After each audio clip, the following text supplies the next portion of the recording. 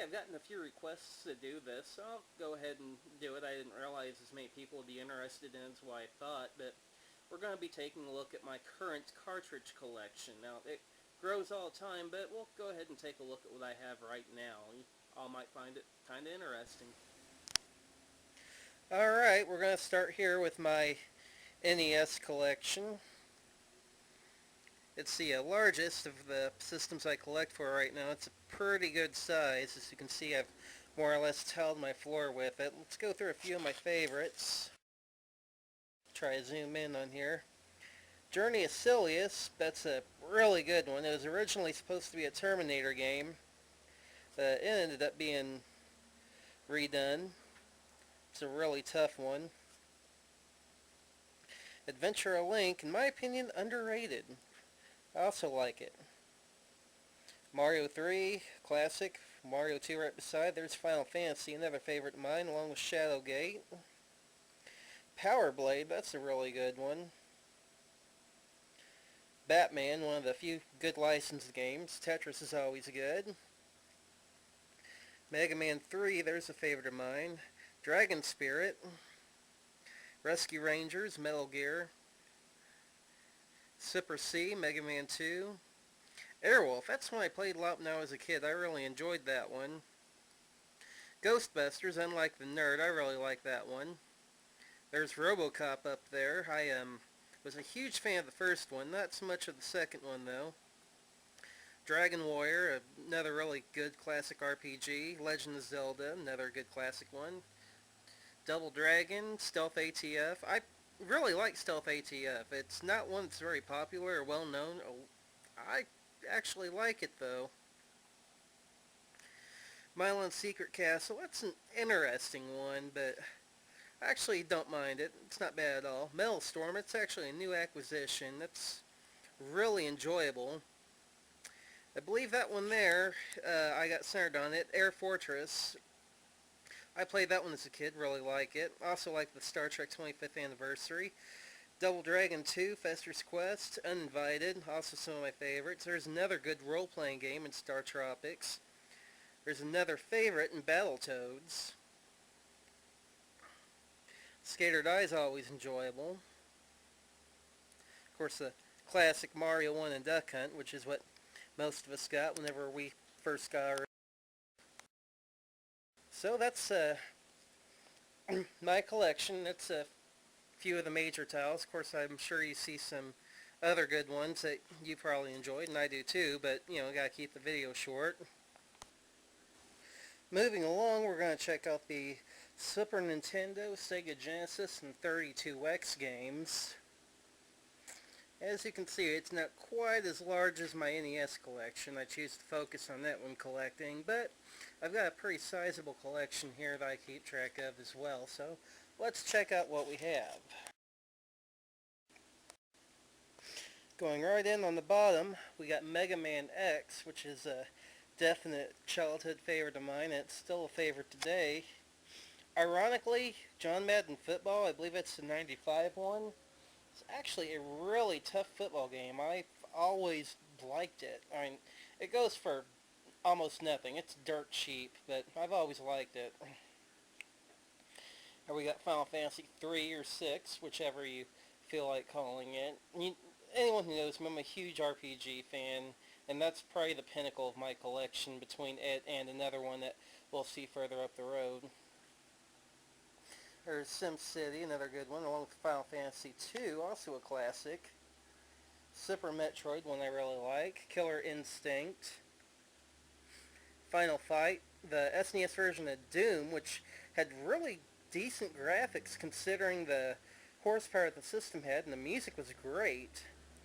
Clay Fighter and ActRaiser, also a couple really good ones. Super Punch-Out, one of my favorite boxing games around. Phalanx, which is a really good shooter, and then up there being pretty close up to it, Chrono Trigger, which is also probably one of my favorite role-playing games, along with right above it. Mario RPG, and above that, not a role-playing game, but Star Fox is a really great shooter right beside Super R-Type, another great shooter. Legend of Zelda, Link to the Past, probably one of the best overhead action-adventure games ever. Mystic Quest, which is really an underrated role-playing game. It's really easy to beat. You'd have to be brain dead not to figure it out, but a really, really strong upholding, to say the least. Pilot Wings up there, which is a really unique game, fun at the same time. Mario All-Stars Plus World, a 5-game collection of a bunch of Mario games with enhanced graphics. Really a great release, and an early compilation release from Nintendo. I really like that one. And, up in the upper left-hand corner is another shooting game. I can't really remember the name of it off the top of my head, and I can't read the label from here, but it's hard to explain, but it's a really, really good side-scrolling shooter. If I remember to add in the name in the comments section, I will, because it's a really fun game. Now on to Genesis and 32X titles. I'm not question. You see the games off on the side with the yellow tags and the other carts that are misshaped? Accolade and Electronic Arts had different kinds of cartridges in most of the rest of Sega's third-party manufacturers, well, other than Active Enterprises with that Action 52 over there in the corner. I always wondered why that is. I've been, I guess, too lazy to look it up. If anyone actually knows, post it in the comments section, because I'm really interested. Zooming in, of course, we got Action 52, above it Marble Madness. I really like Marble Madness, and the Genesis version is really strong. There's Battletoads in there, also a really strong version, and an upgrade from the NES version. Jurassic Park, a really good licensed game that the Genesis had. Balls, which is unique, is really different.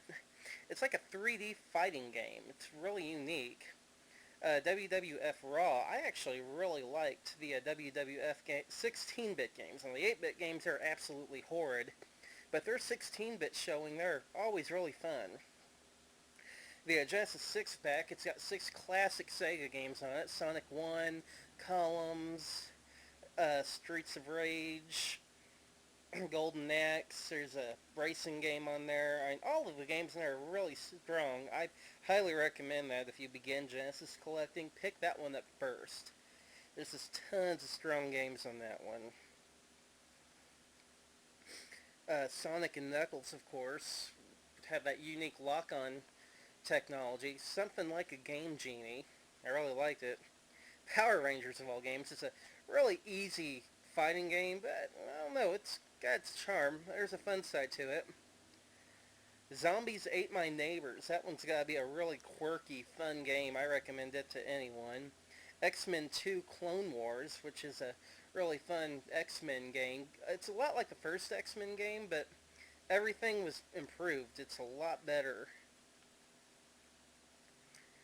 There's Sagai down there, which is a really good shooter. I really highly recommend that one. As a matter of fact, you're probably seeing a bunch of shooters in that upper area in there. I got really lucked out on an eBay auction, and for like $25 picked up a ton of shooters. Actually, if you look really close, there's a Mega Drive version of Fantasy Zone, and there's a Japanese game in there as well. Both shooters, and both are excellent.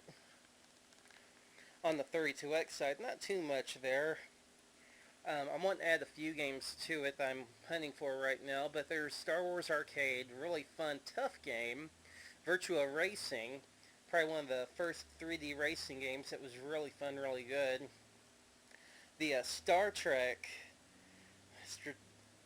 it's a simulator game based on the Starfleet Academy.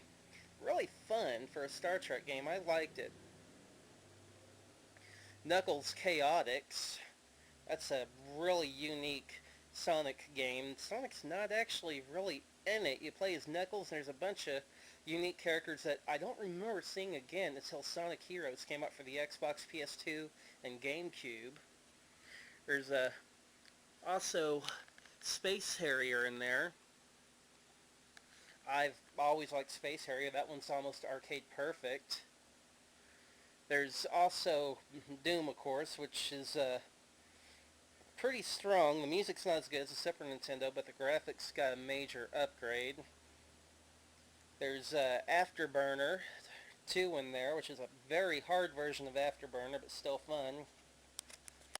Finally, to close it out, there's my Game Genies. You gotta have a Game Genie. I'm a horrible, dirty cheater, but at the same... Alright, that's it for the cartridge collection. Hope you all enjoyed looking at what I've amassed so far. It keeps growing, so expect to see an updated version of this video here in 6 months to a year.